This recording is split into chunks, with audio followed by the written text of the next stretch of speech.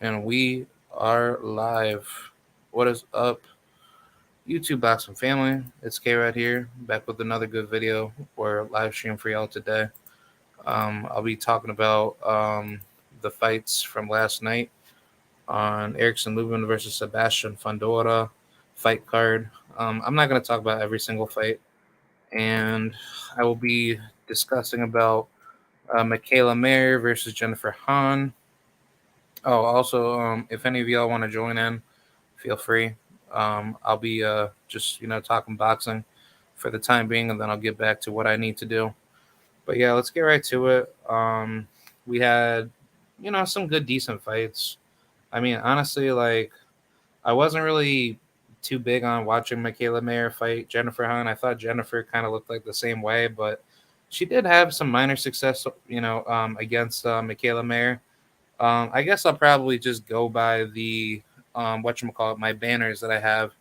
But let's talk about Michaela first, and then we will talk about Marlon Esparza, and then we'll talk about Tony Harrison, and then we'll talk about Fundora brutally beating the shit out of Lubin. All right, so let's get right to it. So Michaela Mayer outclasses Jennifer Hahn as expected, and now she wants Queen Mi Choi or whatchamacallit, Alicia Baumgardner next.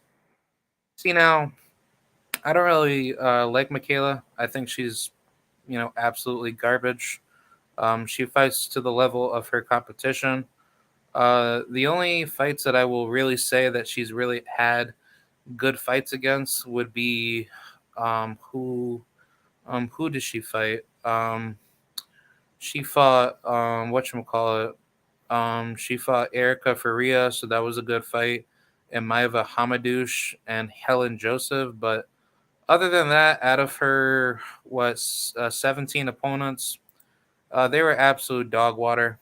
They're women that were past their prime or not even that good to begin with. Like, I mean, but the thing about her is that she's been moved so carefully by the top ranked stable that you have dick riders that will come out and say, "Oh, she's such a good fighter. She could be like the baddest woman out of every division." Blah blah blah. Well, that was like the same thing that people did for Kelly Pavlik, and guess where? Like, guess what happened to him?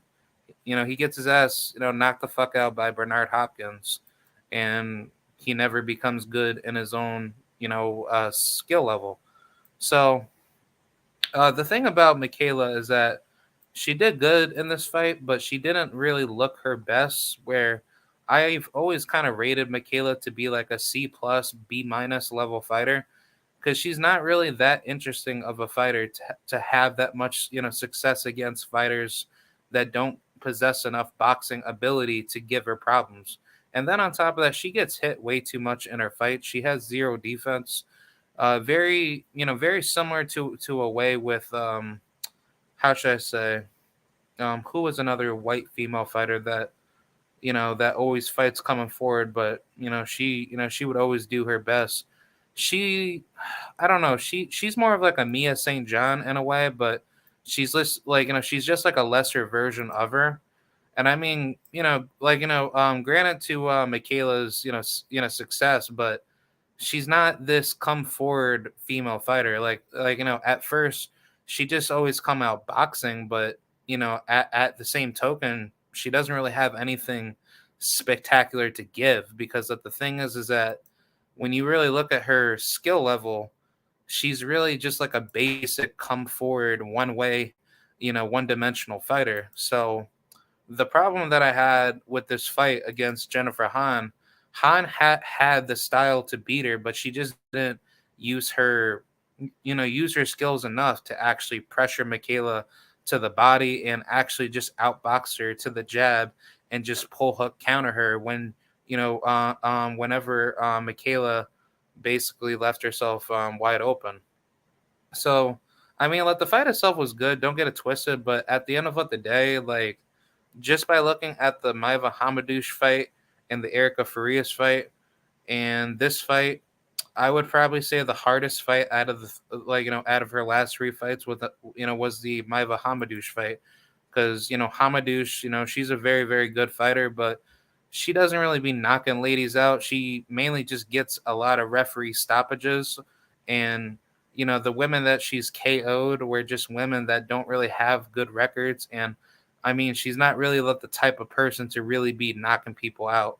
So I mean, at the end of the day, I don't see why people try to say that Maiva was just like this big punching power fighter, because she had like a very like Sean Porter-ish type of style where she tried to use like her upper body to try to like just basically bull rush her. But at the end of the day, I mean, Michaela's just like the type of person where she got her ass beat on the inside, but then when she was starting like as she was beginning to land combinations on Maiva, she was able to do her thing. But the thing was is that Maiva, she was headhunting too much and she wasn't working the body at all. And if she had worked that body, she definitely would have dropped Michaela, because Michaela is very vulnerable to the body. A lot of people don't tend to realize that because they get so hyper intimidated by her height and reach. But she's really not that tall of a person to begin with. I'm 6 feet tall, and but the average female height, especially for like a woman that's at least like like 130 to like what 147 pounds in boxing, like would possibly be like 5'6" to 5'7", maybe maybe possibly 5'8", 5'9", but it's like for her, she's obviously taking advantage of it because she uses it as a as a physical front to become a weight bully in her division, because she's never fought anywhere past 130. She's always fought at 130 her entire career. But when you look at all the other women heading up to, I'd say like, possibly like lightweight to super lightweight, there are certain decent fighters that are, at that particular weight class that could give her some trouble. But I think that's what she should have been doing in the first place. She should have been facing girls that are just as physically gifted as her and can actually make her go the distance and give her trouble. Because it's like just her trying to stay at 130 and just basically take advantage of female fighters that she's been fighting that were basically smaller than her. Because a lot of these girls that she's knocked out or she beat, because she's only had like 5 knockouts, so she don't be cracking. She don't be hurting people in her fights. She has decent, respectable power, similar to like Gary Russell in a way, but Gary Russell hits way harder than her. And Gary Russell, he actually boxes versus like her. She basically just comes forward and she just basically takes like a beating throughout all 10 rounds or however many rounds, that she fights. But the thing is that she has fought women that are not known. They don't have that much of a good resume to begin with, and they've basically just been fighting her, to a particular degree. There's been some fighters here on this list where they fought her on short notice, but I don't really care so much about the business side of it. The thing is that she's been carefully moved by Top Rank to the point where they're now hyping her up to be this big next big thing star. But as you take a look at her recent fights, she's been fighting a lot of women that have been smaller than her, because the thing is that she's not supposed to be fighting at 130. She doesn't even fit into the weight class as an actual 130-pound fighter, because it's like, you mean to tell me like ever since she started her career back in 2017, in which she was 27 years old, ever since then she's been able to stay at 130, knowing as you get older you usually end up moving up higher in other weight classes. But it's like, to this particular degree, she's able to still campaign at the weight and basically just still fight women that are smaller than her. But you've never really seen her in a fight in which she's actually fought someone just as big as her, and if not stronger than her. So I think what the thing is that she's a really, really good fighter. Don't get it twisted, but it's just that she's not good to the point where people want to say, oh, she's going to be like that next big, baddest woman, if not let the face of boxing. Also, salute to Jeffrey Lopez. Thanks for coming through. But yeah, but the thing is that I'm not sold on her. I never really thought of her to be that good of a fighter. And I mean, her credible wins out of everybody out of her resume was basically the Maiva Hamadouche fight.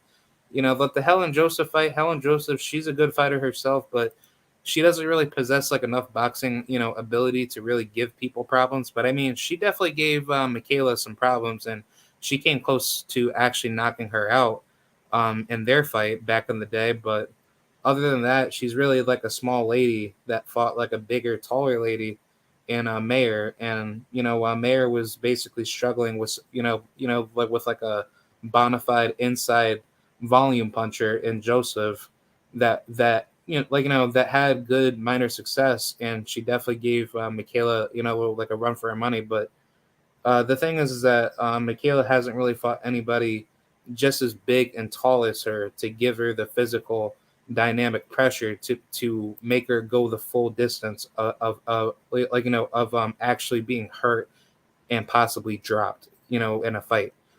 But the thing is that she wants Queen Mi Choi, that South Korean chick that holds the WBA title, and she wants Alicia Baumgartner next. Either or. But the thing is that I'm for it. I think those fights definitely need to happen next. I think honestly, like Queen Mi Choi will probably be like the weakest champion out of the two, just simply because she has great offense, but the problem with her is that her defense is really bad. Her punches are very slow, and I think based off of how she fights, she really fights very conventional. She fights very come forward, Mexican style type of fighting. I don't really see that much knockout power out of her. She's very similar to Michaela in a way, to which I think personally she would probably beat Michaela if she actually hits her, like with like a very very good hard shot. But I think the outcome of that potential fight would be Michaela winning, just simply because she definitely possesses like better boxing skills than Queen. And I think Choi, she would only be successful by pressuring Michaela to her back foot and basically working her to the body. Because I do think Choi, she definitely has some power, but her power only works to her advantage when she starts going going to the body, and then she starts mixing up her shots with hooks and uppercuts. So I think Choi would definitely give Mayer a run for her money, and I think that would definitely see somebody getting knocked out or getting knocked down. But I think Choi would definitely have like the power department in her in her hands, and on top of that, she is I think 2 inches shorter than Michaela. So I mean I believe Michaela will have the height and reach advantage over her, but I think Choi, she'll definitely come to fight, and she'll definitely give Michaela a very difficult challenge. And I think if Choi, if she was able to like actually beat and knock out Mayer, I think that would be a very good credible win. But I just don't see the outcome working into her favor, just simply because Michaela, she's not going to be doing something stupid like that in a title unification. And I think Choi, if she's able to cut the ring off and make it hard for Michaela to actually get her shots off, because what makes Michaela Mayer successful is that she needs to have space. So the problem, with this matchup is that if Choi is not able to get any pressure early onto Michaela, then Michaela is just going to start just using her jab and then start breaking Choi down to her body and then start hard countering. In which I mean she doesn't really have that much good defense, so I think both of them would start hitting each other a lot earlier in the fight. But I think the potential knockdown would come from Choi, because she does have like a good left hook that could easily hurt somebody in the fight. But I don't think Michaela's power would actually hurt Choi, because Choi, she has good punch resistance, and I don't see how Michaela would be able to really hurt her unless she probably just hits her to the body and then connects those punches with uppercut combinations. But other than that, I don't really see Michaela really giving her problems. But I think Choi, she'll be like the biggest threat out of the inside game. But as far as like the outside game, I think Michaela would definitely outclass her. But I think that's a true 50-50 matchup because Choi, she definitely has some pop. But Michaela's pop, not that much. If anything, very similar to like a Gary Russell type punching power because she could definitely get your attention, but she needs to have timing and spacing to get those shots off. But looking at the recent activity from Choi, she's only been she's been in the ring since September of last year, where she got a ninth round TKO stoppage against Simone de Silva. And obviously that's the not really like a credible win because Simone de Silva, she's not really in her best anymore as a fighter. But the thing is that I think with Choi fighting from that fight, she's able to do what she has to do on the inside. But I think at the end of the day, she's able to do what she needs to do.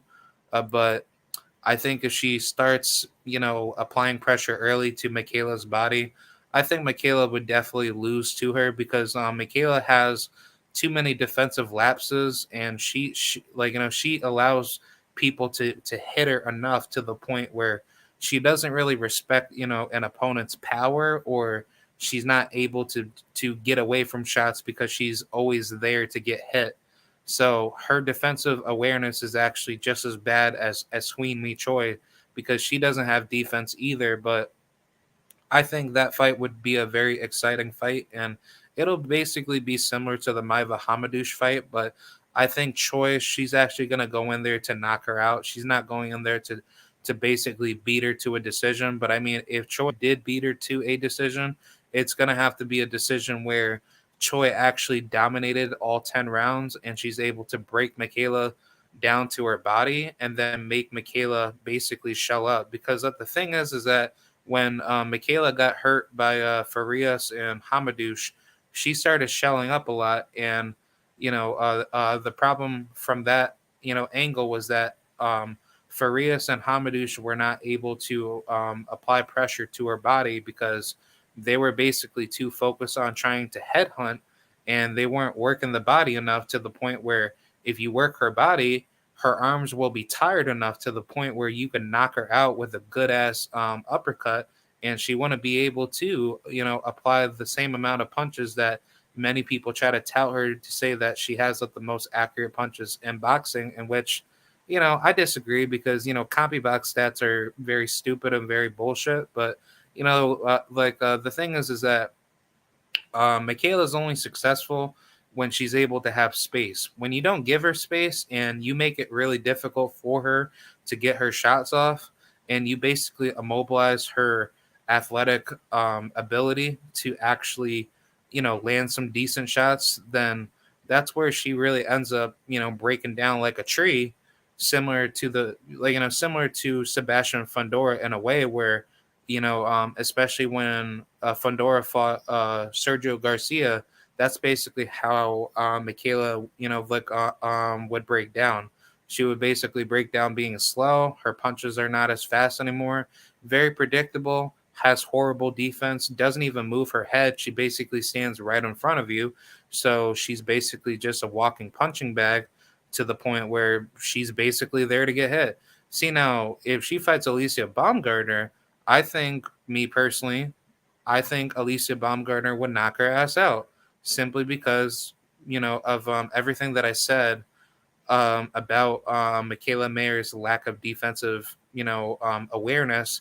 And then on top of that, she doesn't have good ring IQ. Her ring IQ is really horrible. She tries to claim to say that she knows how to make adjustments in the ring, but it doesn't seem like she really does care to even use it because she really can't make any adjustments because she always sticks to her old habits, and she's not that good of a how should I say, she's not that good of a facilitator to to introduce different styles coming into every single round, and she always gets hit enough to the point where she has, this dog like mentality to always trade, to always trade with fighters that will favor themselves to land more successful punches on her that she shouldn't be taking on the inside. So I think if Alicia Baumgartner, if she does the same thing like she did to Terry Harper, she uses her jab, comes in, comes out, and then she's able to just basically beat Michaela to the punch. And then if she gets Michaela hurt, where she's actually hitting her with some hard ass counters or hard ass body punches, I think Michaela would get easily knocked out just simply to the fact that Alicia, she's a like she's definitely the more athletically gifted fighter, and she just has more power in her punches as she moves around in the ring. And I think that's what she will do, similar to a Tony Harrison type of fighter, where she's just going to keep using her jab and making Michaela miss a lot. And then when she sees Michaela gassing in the fight, she's going to basically just, tax her. She's going to tax her body. She's going to take everything out of her skill set. And then when she hurts her to the point where she can knock her out or knock her down or just get her brutally hurt to the point where she's in survival mode, I think that's what's basically going to happen because Michaela's punches are too predictable to the point where Alicia, she's going to see those punches coming from a mile away. And then Alicia is going to take advantage of Michaela. And, Alicia will just basically, Errol Spencer, to death. And I think Alicia, she kind of fights a little bit like Errol Spence. She's obviously not a southpaw, so I'm not gonna like fully compare her to that way, but she has like a Tony Harrison type Errol Spence, type of style. She's definitely more of a pure boxer, but I would say she's more of a boxer, volume puncher, because she's more of like a fundamentally gifted pure boxer. But when she can hit, and she doesn't need to use her power all the way because her power, like will automatically come when she starts landing those heavy shots and then giving you the respect that you need to give her, because she's not going to let you hit her at as much as people try to tout her to be. So, um, yeah, I personally think that Alicia will be the best out of that division. And I mean, if Michaela beats, both of these two, then congratulations to her. I don't think she'll beat, Amanda Serrano. If she wants to get, to challenge, challenge either of those two for my birthday coming up on April 30th at the MSG, for undisputed at 135. But I don't really see Amanda Serrano continuing boxing. After the Katie Taylor fight, she had stated that she's not going to box anymore. If she's able to beat Katie Taylor, so I think that fight's going to be out the window. So I don't understand why Michaela wants to even try to fight her, because I personally think Amanda Serrano would beat the living shit out of her, because one, like for one, Michaela has never she's never fought at lightweight, and two, you're gonna fight a southpaw coming into your first fight at 135. I don't see why she would do that. I would probably say you should probably get a southpaw experienced fighter, similar to her level. But then again, there's really not that many southpaws in female boxing that would give a fighter enough preparation for. So I think Amanda Serrano would just brutally beat Katie, and if she wants to fight Michaela Mayer, then so be it. I'm definitely okay for that fight. But I think Michaela needs to just focus on her business of trying to unify 130, and then she'll think about moving up to face Amanda Serrano. But I say by that time, um, Amanda Serrano will probably end up hanging everything up and just moving away from boxing to retire. So I don't see her really doing that much, in the sport after she beats Katie, if she's able to. But yeah, that's pretty much it for this topic. Let's move on to Marlene Esparza beating Fujioka.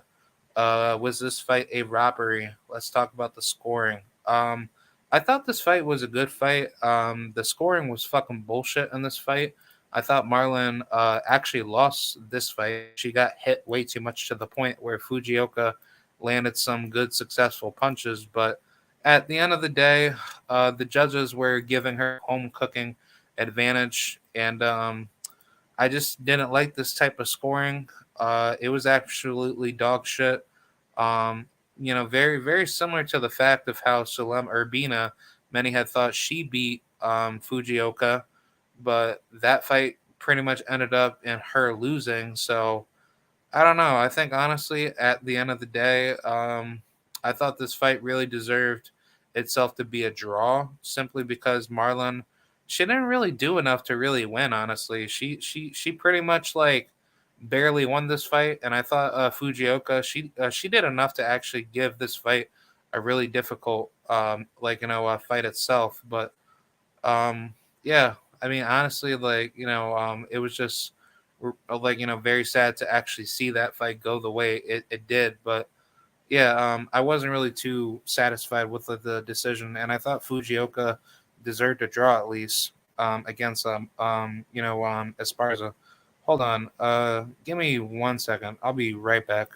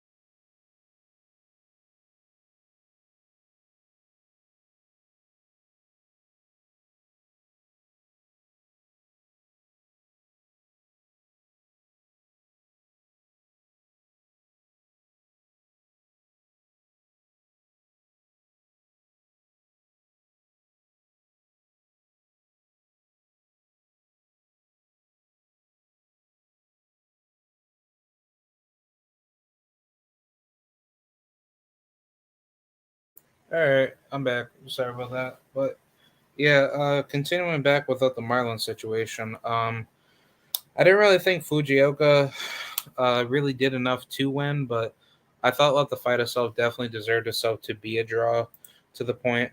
And yeah, honestly, I thought that fight definitely didn't really needed to be a highway robbery for the fact that Marlon didn't really look good. She kind of looked up the same way as she did against Nancy, uh, who was that the lady that she fought? Um, she fought who Annabelle Ortiz, right? No. That wasn't the fighter. It was the other fight that she had against Ibeth Zamora Silva.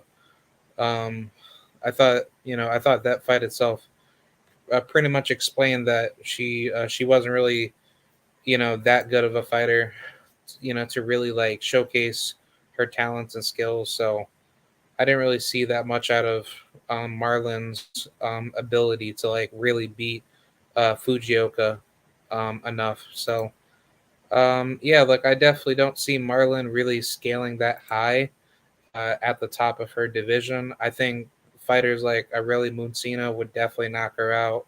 I think maybe that other Argentinian chick, her name is Gabriela Celeste Alenis. I think she'll definitely beat her. Um, I mean, there's definitely plenty of smoke. I think even fighters like Ava Knight would definitely knock her out. She's still, like a big threat in her division. She had recently fought back in December of this past year. So I definitely like to see Ava back in the mix very soon. But I think honestly, just looking at how the division is, I think there's a lot of decent level fighters that will give Marlon a very good tough fight. I even think fighters like Zarina and probably Gabriela Fandora. I think those two are probably going to see each other very soon at the top of the division. Can definitely beat her, or even Jackie Calvo. I think Jackie Calvo can definitely make some noise because she definitely got robbed against who was that fighter? She got robbed against Areli Muncino, but then she recently came back in February and beat Alejandra Soto Martinez. So I mean, not bad. I mean, I definitely give her roses because she is a damn good fighter, and I like everything out of her, and I hope she's doing well. And much love and much love and respect to Miss Jackie Calvo. But yeah, but the thing is that I truly think that Marlon's abilities at this division isn't really that good. And I mean, ever since she lost to Sinicia, she's kind of just been fighting women that don't really have too much of a high level, resume. I mean, Ibep Samora's Silva, that's a good win. I mean, credit to you beating her, but at the end of the day, like, I mean, she's like a woman out of Mexico that doesn't really have that much to really bring to the table. She's fought a lot of women that no one really knew, and most of her knockouts were just referee stoppages, not really real knockouts. So, I mean, I'm not really too sold on her, but I mean, she is good for what she can bring. But at the end of the day, I think like how Marlon's been moved by Golden Boy, she doesn't really surprise me. And I think eventually she's going to get stopped or she's just going to lose again to probably Sinisa Estrada because I think Sinisa would brutally beat the crap out of her. So, yeah, credit to Sinisa because, she a bad girl, but I like to see Sinisa fight Zarina, so that way Zarina can, give her the business, and then after that we can move forward. So yeah, so that's pretty much it for that. Let's talk about Tony Harrison and Sergio Garcia and Brian Perella. Man, Brian Perella, he got fucking robbed. But shout out to Brian Perella. He definitely did his thing against that one Mexican dude, Salgado.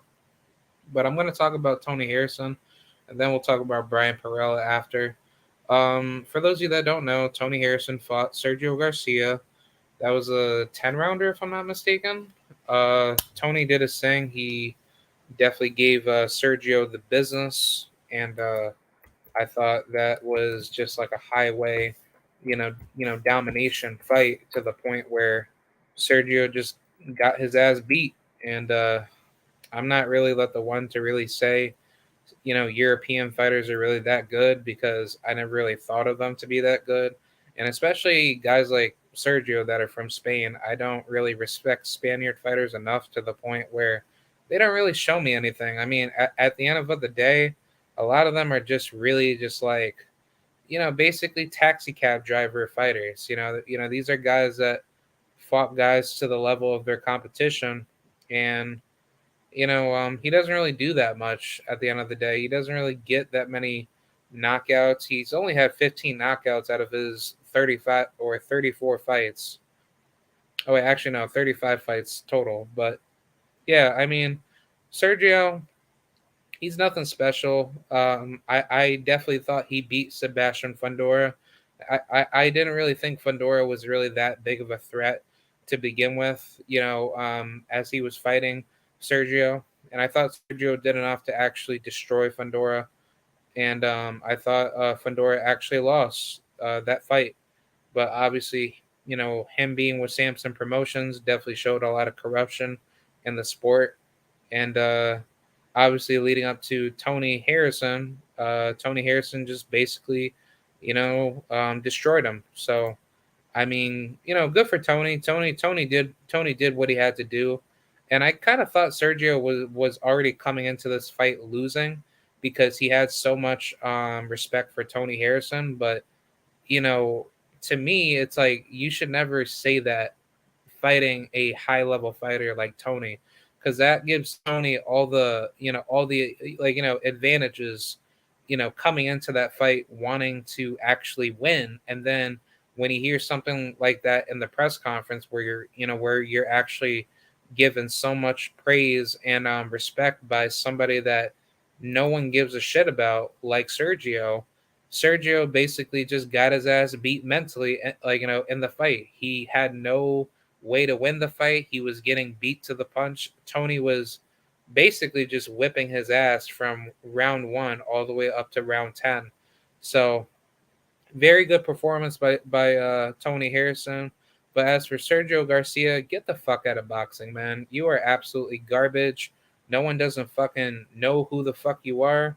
No one ever cared to know who the fuck you were. And I mean, this is pretty much, but the whole theory that's been proven to show that European fighters are not built to beat American fighters, because when they get tested to come over to the other side of the pond by high level competition, especially on the PBC side, like Tony Harrison, that just pretty much showed that Sergio, he's not made. He's not made for the high level.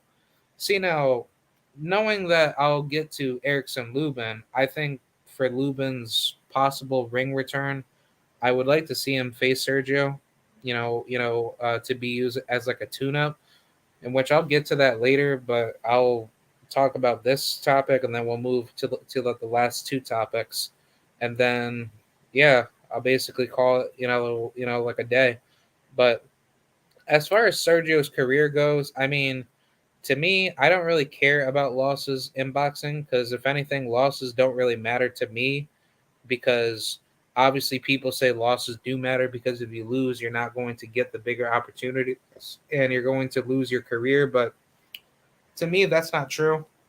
I think that everybody loses and wins in life because in life you have to lose in order to win. But for Sergio's case, I think what he needs to do moving forward is that he needs to start facing tougher level opposition and he needs to start getting a brand new trainer so that way he can win at the high level. Because, the way he fought against Tony Harrison, that's definitely going to get you knocked the fuck out. I'm not going to be biased about that. Sergio Garcia has a style where he's going to get himself knocked the fuck out by somebody that has power, that could fight, and that could easily break you at any given point in time. And knowing that he is 29 years old, so he has plenty of time Um, um, he has plenty of time left in the sport. I think his potential fights that he could definitely be fed to. I think maybe a fight between him and Jared Hurd. That's a good fight. I personally think that's a really tough fight for Jared Hurd. But if Jared Hurd, if he fucks around and stops him, then that might be a pretty difficult fight. I would say no to Charles Conwell. He should definitely stay away from him. Brian Perella is actually a very, very good fight. I think Brian Perella would be a very good matchup for him because even though Brian Perella should have won against Mr. Salgado, which I will get to next, that's actually not a bad fight. I think that's where the good level amount of smoke can be made. Or Vladimir Hernandez. I think he could easily beat Vladimir, but then again, he's a southpaw, so you got to be careful because he'll definitely give a guy like Sergio extreme, difficulties if he's not coming into that fight cool, like cool headed and focused. But maybe a fight with Suleiman Sissoko. I think Suleiman Sissoko, he's probably going to be moved to a different direction where he's going to want to get a title, and I think he's going to be given a title shot very soon, or he'll be put into title eliminators. But I think anybody out of the top 10, he could probably face like a guy like Liam Smith or Israel Madrimov or maybe Magomed Kurbanov, in which he's a damn good fighter, by the way. I definitely give him his credit, but at the end of the day, Kurbanov is not this type of dude where he's like, he's basically just running dudes over. So I think that's a good fight to make for Sergio, and hopefully we get to see what he can do for his career at 154 because I think he could definitely become a threat in the division, but I don't see how he was being moved from Sebastian Fundora all the way to Tony Harrison, a former WBC world champion, in which he had a pretty bad controversial draw with Brian Perella, and now Brian Perella he gets another draw with another Mexican fighter that deserved no victory over Brian Perella. I thought Brian Perella was easily winning that fight, and just out of nowhere, he gets another draw. So I don't know. I think honestly, just by looking at the division, maybe Sergio versus Brian Perella could be the next fight. Maybe, but I don't know. I really hope Brian he could probably get a rematch with that Mexican dude and just knock his ass out because yeah, these judges are very, very fucking corrupt. I don't know what the hell they're smoking, but there's definitely a lot of political corruption being put into the sport that needs to be killed off. But yeah, let's talk about Brian Perella, and then we'll get into Ryan, and then the last topic. I thought Perella won that fight. I thought Perella was, beating the living crap out of that Mexican dude, and he almost dropped him too. But Perella, he almost got hurt a couple times in that fight, but he did what he had to do. Um, I thought he definitely deserved to actually win that fight. He was actually winning on one scorecard, um, in which obviously it was a split decision draw. I don't understand how that was a split decision draw, but yeah, it was just like to me. That was just so weird how he just loses just like that like to somebody that no one ever knew. But I mean honestly at the end of the day, like the draws themselves were very controversial. I mean the Tony Harrison draw, that was a very controversial draw. I actually kind of thought Tony Harrison actually won that fight, and I thought Perella did what he had to do to give Harrison a tough war, but I think that the fight itself pretty much proved that that fight could have gone either way. So they should have definitely rematched each other, especially on this card. I don't understand why they didn't, but I guess Harrison took a different direction and he wanted to fight Sergio because Sergio probably was like an easier way out. But either way, I don't understand why Perella got that treatment to face a 14-0 Mexican dude in Kevin Salgado, which I don't think Kevin's that good. I think Kevin is absolutely garbage. He hasn't really fought anybody that good. So I mean, it's pretty decent to say the least. I mean, he's not like the best fighter out there, but I think Kevin he's gonna lose eventually. I don't see his style really keeping up with the high top dogs, especially like guys like Yoelvis Gomez. He was supposed to fight on the Charlo Castano card, if I'm not mistaken, the rematch. But I'm not too sure. I think if anything, he actually got injured and things weren't going his way. So yeah, but I think Yoelvis Gomez he's gonna be another dark horse at 154. But as far as Brian Pereira's career goes, I think he definitely needs to, you know, fight, fight his opposition to a point where he needs to knock him out. He definitely has power. He has 14 KOs. They're obviously not KOs in particular. Most of them have been referee stoppages, aka TKOs. Those aren't really called KOs, but actual KOs. He hasn't really knocked somebody out lately. I mean, yeah, he knocked out David Grayton. Well, he TKO'd his ass. That was a good, decent fight for however long that it lasted. But I mean, he hasn't really knocked somebody out lately. So I mean, either way, I mean, the thing about Bryant is that he's a good fighter when it comes to using his jab and giving pure aggression on the inside. But the problem with him is that he's very flat footed and he has very, very poor defensive awareness. And I think training with Roy Jones is a good school to go through. But at the end of the day, like, you still have to be athletically gifted enough to actually do the things that you need to do to actually keep yourself, in the mix. And I think what Brian Perella is showing to the world is that, if he wants to be good, at 154, he needs to do more than just try to outbox somebody because today's standards in boxing is more like politicized, behavior based off of how you fight. And if you're fighting to knock somebody out, of course, maybe that the judges will give you that decision, but it seems like you need to at least get like a knockdown or knock somebody out just to win. Because these judges are just so corrupt to the point where they're not really, actually respecting the sweet science. And that's where fights like that really end up getting fucked over. So, yeah, I just didn't like that out of what the judges. I hope Brian Barella he can make his he can make another like he can make another return, and yeah, he could do what he has to do. But yeah, let's talk about Ryan Garcia versus Emmanuel Tago. He destroyed him. Um, yeah, so I thought this fight itself was a good fight. Um, I thought Tago, I basically saw it coming, from like a mile away. That Tago, he just didn't have the size to really compete with Ryan Garcia, and he didn't really have the power to really push him back. If anything, Ryan Garcia fought like a welterweight against someone who was built to be a lightweight.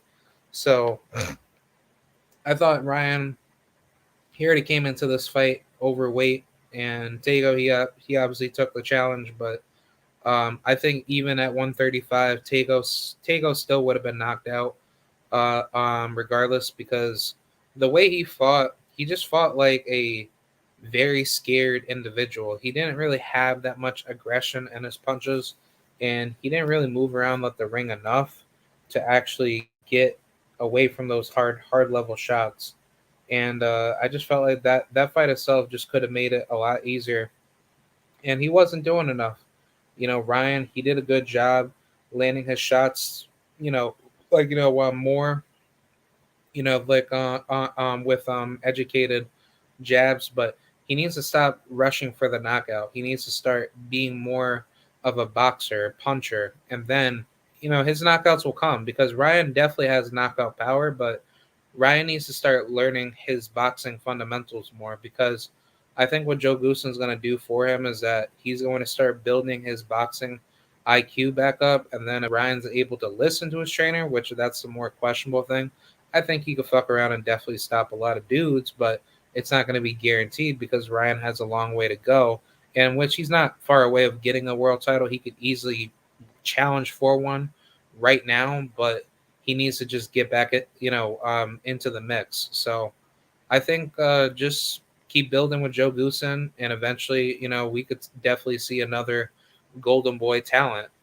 Like if that's how Ryan Garcia could definitely save Golden Boy, but I think Golden Boy will be out of business, and I think Ryan, he needs to he needs to stop being tied with them. He needs to start running his own career as a free agent, and I think he'll be a good ass fighter. Coming into the high level. So I think Ryan will do his thing. I think Ryan will, impress a lot of people, but he has a long way to go. It's not too long to get back up to the world title stage, but he just needs to just get these credible wins out the way, and he'll definitely impress me to be that type of dude where he could actually have a chance to win. So yeah, congrats to Ryan Garcia.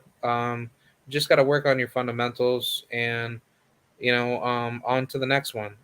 Emmanuel Tego, he fought like shit, and he knew he wasn't shit coming into that fight because Ryan Garcia was hitting him with some hard shots, and that was a very very destructive fight. So I think Ryan Garcia, he's gonna just keep elevating, and I think he's gonna probably end up fighting maybe like a guy like Jojo Diaz or maybe Jackson Marinas, like anybody out of the top 10 in lightweight. I like to see him in, but if Ryan moves up to 140, he definitely got to watch out for all the killers, all the sharks in that division. So I think Ryan just needs to take his time, you know, take every fight with a slow progression, and I think eventually, he'll get up to the world title stage very soon. But yeah, let's talk about the last topic, and I'll get the fuck up out of here. Erickson Lubin gets brutally stopped by Sebastian Fundora. Obviously, his corner threw in the towel. I definitely have a lot to say about this fight. This is a very terrible performance by Erickson Lubin. No disrespect to him because I saw him in person at the Turning Stone Casino on the Joe Smith Jr. Steve Gefford undercard, but I just didn't like what I saw out of him. This is a really, really bad performance, and it wasn't like the same Lubin that I saw from his previous fights. I thought he did a good, decent job early in the first round, but ever since then, when he kept getting hit with the same shot over and over, that's when I was like, yo, what the fuck is going on with him? So once he got dropped in round two, that's when I was like, okay, here we go. He's gonna not listen to his trainer. He's gonna keep going inside the inside, trading with a inside volume puncher that is able to hurt you and get you tired and basically immobilize you into the late game. And then leading to the seventh round, Lubin was able to land some good shots on him and drop Fundora.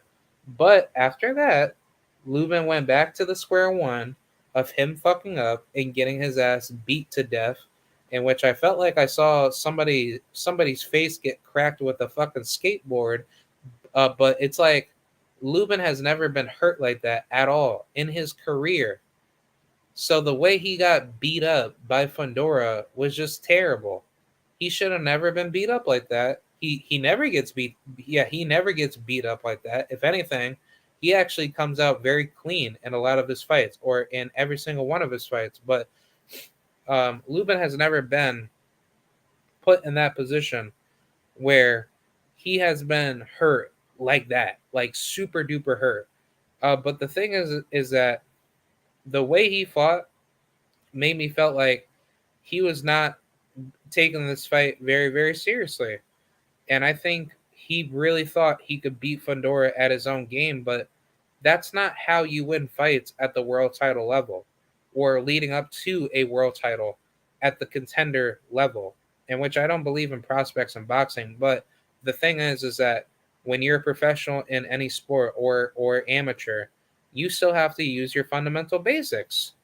So, the thing is that um, Lubin had a lot of great opportunities to take out Fundora, where he could have just basically shot his jab all night to the body and just immobilized him.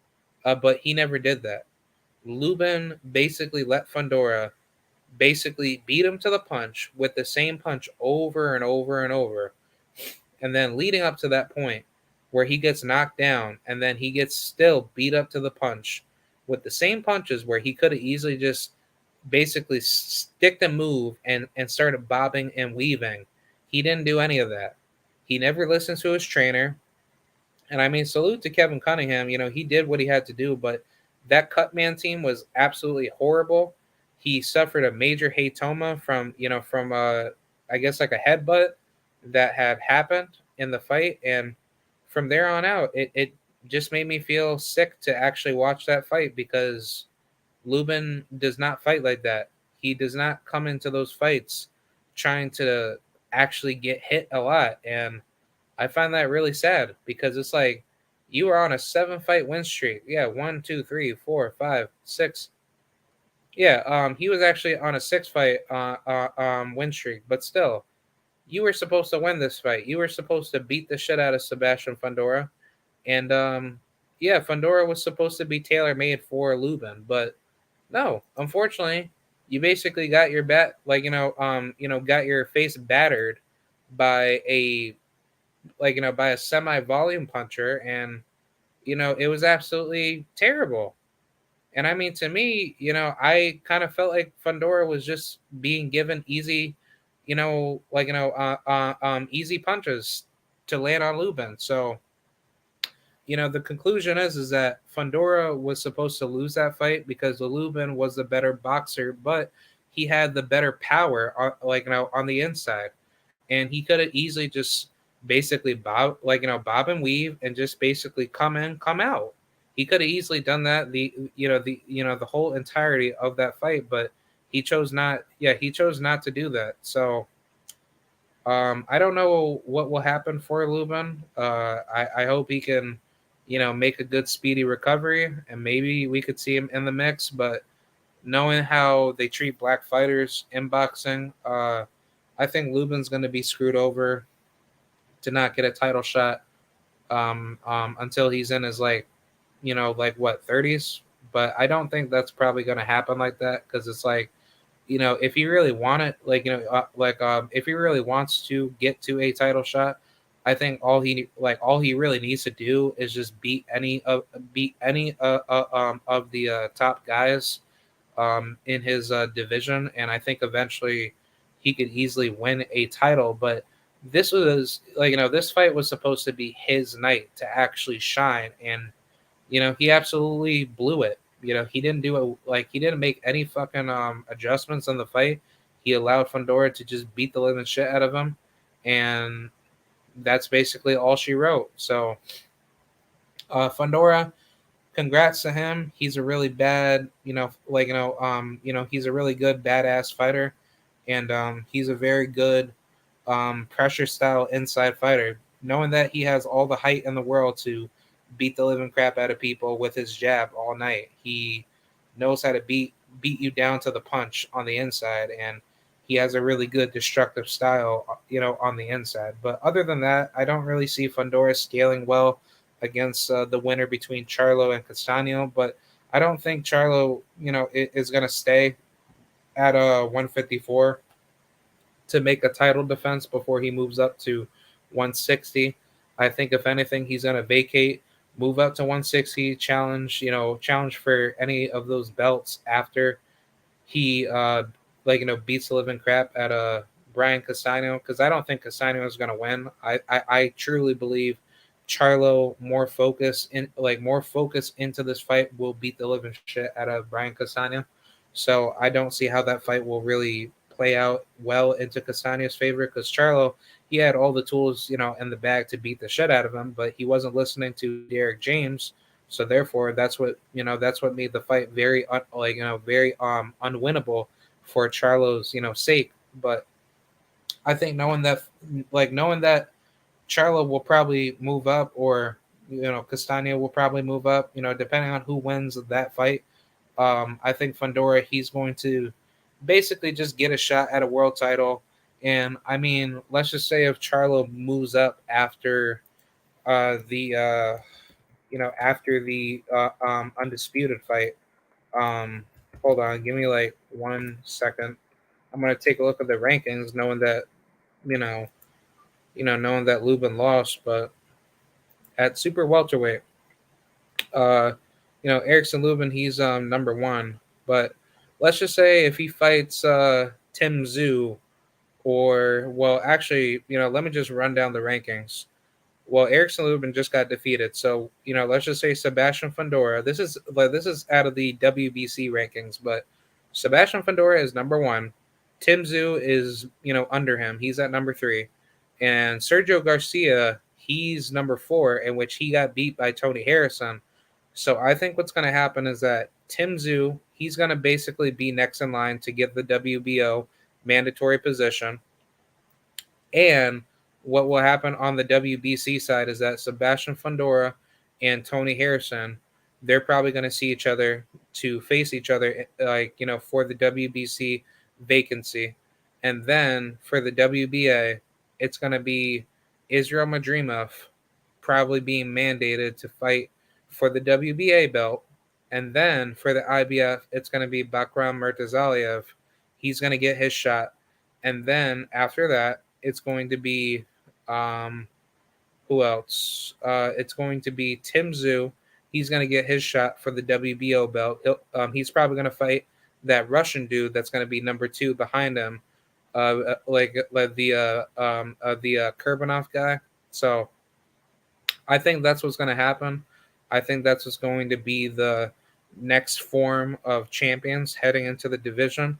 But don't forget Charles Conwell. He's actually number five in the IBF, and he's number seven in the WBC.